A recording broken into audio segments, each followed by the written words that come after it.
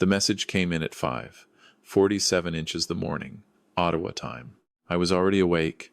I'm 63 years old, and I haven't slept past 6 since my back surgery 3 years ago. I was sitting at the kitchen table with my second cup of coffee, watching the frost on the back window catch the early light, when my phone buzzed against the wood. It was from my wife. Not a call. A text.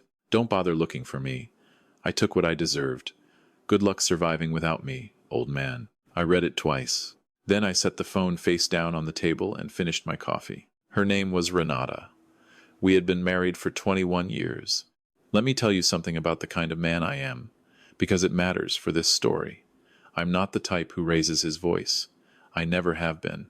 My father was a quiet man from Thunder Bay who worked 30 years at the mill and never once came home complaining. He used to say that a man who shouts has already lost the argument. I carried that with me my whole life. Through 2 careers, one bankruptcy in my 30s that I climbed out of by myself, and one marriage that I thought, for a very long time, was the best thing that had ever happened to me. I met Renata at a work function in Toronto. I was 42. She was 34. She was sharp, funny in a dry way that I liked, and she had this quality of paying complete attention when you spoke to her that I mistook, for years, for genuine care. We married 18 months after we met. We moved to a quiet neighborhood in Canada, just west of Ottawa, where I had built a small but solid consulting practice, advising mid-sized companies on operational restructuring. We did not have children. That was her choice, and I accepted it. Over time, I told myself it was my choice too. For the first several years, things were good. Not perfect, no marriage is, but good. She worked in marketing at a firm downtown. She had her friends, her routines, her weekend trips to visit her sister in Montreal. I had my work. We had the house, 2 cars, a cottage near Calabogie that I'd bought outright in 2019. Then, around 4 years ago, something shifted. I noticed it the way you notice a slow leak. Not all at once, a little at a time. She started coming home later. She stopped asking about my clients. She took her phone to the bathroom and left the room to take calls. I am not a suspicious man by nature, but I am an observant one. 20 years in consulting will do that to you. You learn to read what's not being said. I said nothing. I watched. About 2.5 years ago, I was going through our joint investment account to prepare documents for our accountant when I noticed something that didn't sit right. 3 withdrawals over 4 months, not enormous, between $8,000 and $12,000 each, but moved to an account I didn't recognize. The reference code was something generic. Administrative transfer. I wrote down the account number on a post-it note and stuck it inside the cover of the notebook I keep in my desk drawer. That night at dinner, she talked about a new restaurant that had opened on Elgin Street. I listened and nodded and asked whether the pasta was any good. The following week, I called a man named Gordon Firth. Gordon had been referred to me years earlier by a colleague who handled high-conflict separations. He was not a private investigator in the dramatic sense. He was a forensic financial consultant, quiet, methodical, the kind of man who wore beige cardigans and could dismantle a fraudulent asset structure the way another man might do a crossword puzzle, calmly and without any fuss. I told Gordon what I had found. I gave him the account number. "Give me 2 weeks," he said. He called back in 11 days. The account, Gordon told me, belonged to a numbered company registered in Ontario. The company had been incorporated 14 months earlier. The sole director was a man named Theo Bassett. Theo Bassett was 41 years old, divorced, and worked as a senior account manager at the same firm where my wife had been employed for the past 6 years. Gordon kept talking. I wrote things down in my notebook. When he finished, I thanked him and told him to keep going. "How deep do you want me to go?" he asked. "All the way," I said. Over the next 4 months, Gordon built me a complete picture. The transfers from our joint account totaled just over $46,000. There was also a separate line of credit that my wife had taken out against the equity in the Calabogie cottage, a property that was in both our names without my knowledge. The credit line was for $90,000. Most of it had been drawn down. Meanwhile, the numbered company had been used to purchase what appeared to be a pre-construction condo unit in a development in Vaughan, a deposit of $62,000, in Theo Bassett's name, but funded, Gordon confirmed, through the transfers that had originated from our household accounts. I sat with all of this for 3 days before I did anything else. I want to be honest with you about those 3 days, because I think they are the most important part of this story. I was not calm. I am 63 years old, and I am not made of stone. I sat in my car in the driveway for 40 minutes one evening because I didn't trust myself to walk into the house and behave normally at the dinner table. I went for long drives on the 417 inches the dark. I thought about confronting her. I thought about a lot of things, but underneath all of it, something else was working. A quieter part of my brain that had been in difficult rooms before, that had watched companies implode and restructured them. That understood that the moment you react is the moment you lose leverage. So I didn't react. I called my lawyer instead. Her name was Patricia Chow. She had been my corporate counsel for 11 years. She was not a family lawyer, but she knew the best ones in Ottawa, and she referred me to a man named Desmond Vaillancourt, who had an office on Metcalfe Street and a reputation for being exceptional in cases involving financial misconduct within a marriage. I met Desmond on a Tuesday afternoon and laid everything on the table. Gordon's file, the account numbers, the credit line, the condo deposit, all of it. Desmond was quiet for a long time after I finished. "She doesn't know you know any of this," he said. It wasn't a question. "No," I said. He nodded slowly. "Then we have an advantage, and we need to use it carefully." What followed over the next several months was, in some ways, the hardest thing I have ever done. Not because it was complicated, Desmond and Gordon handled the complexity. Hard because I had to continue living in that house, sitting across from that woman at the dinner table, watching her pour wine and talk about her coworkers and ask whether I wanted to watch something on television, knowing everything I knew. I was methodical. I protected what I could protect. I moved my personal assets, money I had earned and kept in separate accounts, going back years into a structure that Desmond and Patricia helped me build, a numbered holding company. Not to hide anything. Everything was fully disclosed, fully legal, simply to ensure that in the event of proceedings, my professional assets and my personal retirement savings were clearly separated from the jointly held property that had been compromised. I also quietly listed the Calabogie cottage with a realtor I trusted, privately, conditional on my instruction to proceed. I did not tell Renata. Gordon, meanwhile, had continued digging. By January of last year, he had tracked approximately $112,000 that had moved out of our household finances over roughly 30 months.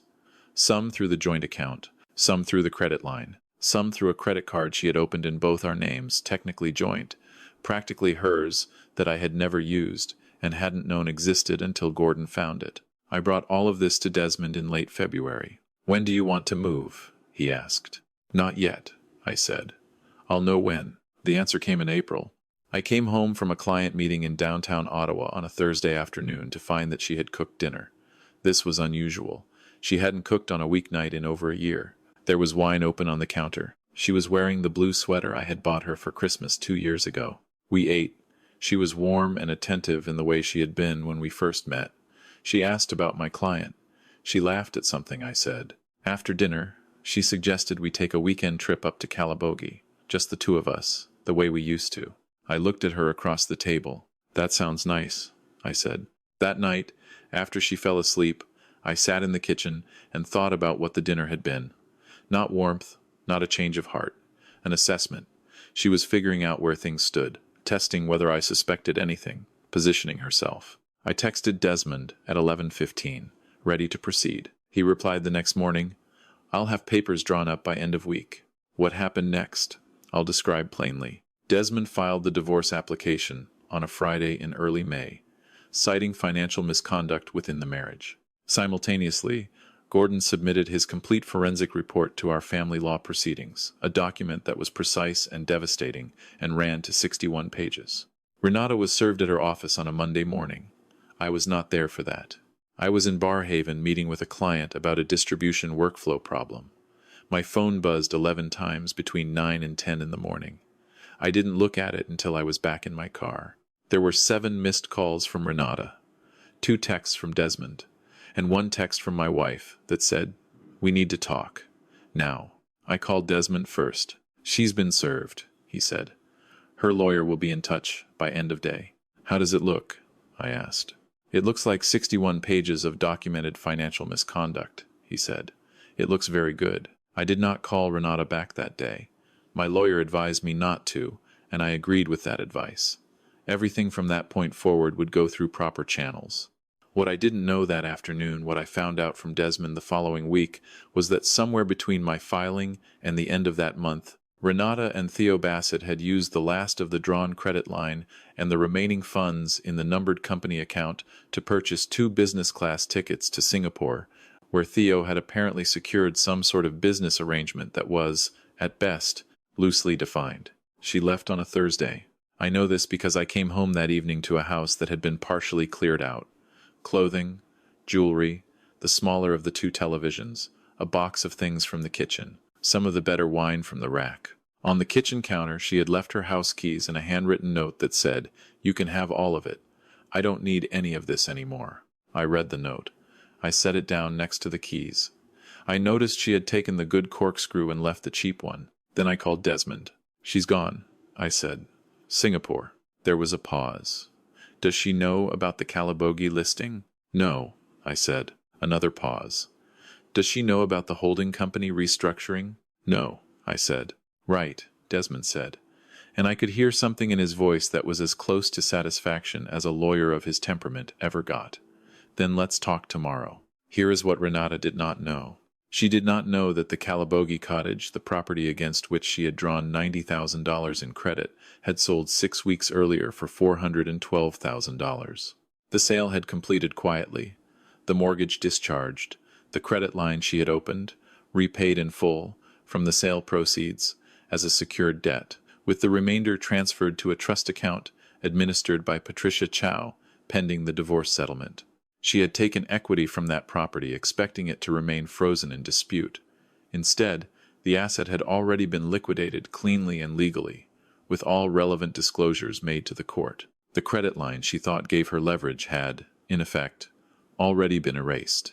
She also did not know that the numbered company she and Theo Bassett had used, the one that held the Vaughan condo deposit, had been examined in detail in Gordon's report, and that the condo developer, upon being contacted by Desmond's office and presented with documentation of the fraudulent origin of the deposit funds, had initiated their own legal review. The pre-construction unit, which had been expected to close later that year, was now entangled in proceedings that Theo Bassett would need to manage from roughly 14,000 kilometers away. And she did not know that the holding company I had built, on Desmond and Patricia's advice, meant that the assets she had assumed would be available to split my consulting business, my professional equipment, my retirement accounts accumulated over 2 decades before we even met, were properly and legally separated from the marital estate in a way that would hold up in court. She had spent 30 months quietly dismantling what she thought was my financial life. She had been dismantling her own position. The divorce was finalized 11 months later, last spring. I won't go through every step of the proceedings. What I'll tell you is that Desmond was everything Patricia said he was, and Gordon's 61-page report was the foundation of everything. Renata's lawyer was competent, but had very little to work with. The financial misconduct was documented. The credit line fraud was documented. The transfers were documented. Every dollar. The settlement reflected that. I kept the house in Canada, which I have since sold and downsized from. I retained my business and retirement assets intact. The proceeds from the Calabogie sale, after the credit line repayment and legal costs, came back substantially to me. The court also issued a judgment against Renata for the fraudulently transferred funds, which, given that she was in Singapore, was largely symbolic in the short term, but it is there, on record, in her name. I don't know exactly where Renata is now. I heard through a mutual acquaintance that things with Theo Bassett did not unfold the way she had hoped. I don't know the details, and I didn't ask. I found I didn't particularly need to know. The morning after the divorce was finalized, I drove out to the lake near my sister's place in Frontenac County. I sat on a rock at the water's edge for about an hour. It was early, still cold, the kind of morning where the mist sits low on the water, and you can hear the loons before you can see them. I had a thermos of coffee. I thought about my father, and the mill in Thunder Bay, and what he used to say about quiet men. I thought about the 21 years. Not with bitterness, exactly. Something more like the feeling you get when you close out a very long, very difficult file. The particular exhaustion that is also, underneath it, a kind of relief. Then I drove back to the city, and I had breakfast. and I went back to work. I've thought about what to say here at the end of this, because I don't think a story like this is worth much if it doesn't leave you with something useful. So here is what I know. After 63 years, and 21 of them married to someone I eventually had to take to court. The first thing, pay attention to your own finances. Always. Not because you don't trust your partner, but because understanding your own financial picture is not a sign of suspicion. It is a sign of adulthood. Know what accounts exist in your name. Know what's been borrowed against your assets. Check your credit report once a year. This is not romantic advice. It is practical advice, and it might save you years of damage. The second thing, if you ever find yourself in a situation where something doesn't add up, do not confront until you have documentation. Confrontation without evidence gives the other person time to move things, destroy records, and prepare. Document first. Move second. My father would have said, measure twice, cut once. The third thing, the right professionals matter more than almost anything else. Gordon Firth and Desmond Vaillancourt were not cheap. They were worth every dollar. In high-stakes situations, the people in your corner determine the outcome as much as the facts do. Do not try to manage this alone. The fourth thing, and this is the one I keep coming back to, is that the most powerful thing I did in this entire situation was nothing. For months, I did nothing visible. I didn't confront. I didn't accuse. I didn't change my behavior in any detectable way. I went to work. I came home. I had dinner. I watched hockey on Friday nights. And while I was doing all of that ordinary, unremarkable nothing, my lawyers and my financial consultant were building something that could not be undone. People think that patience is passive. It isn't. Patience, when it's deliberate, when it's a strategy rather than an avoidance, is the most active thing you can do. Every day I didn't react was a day I kept my advantage. Every day she thought nothing had changed was a day she kept making decisions that went into Gordon's report. She thought my silence meant I didn't know. My silence meant I was ready. The last thing I'll say is this. Somewhere in the middle of all of it, when things were at their worst, a friend of mine who had been through his own difficult divorce said something I have thought about many times since. He said, the goal isn't to win. The goal is to come out the other side intact. I came out intact. I came out with my business, my retirement, my name, and eventually, my peace of mind. That's enough. At 63, I can tell you honestly, that is more than enough.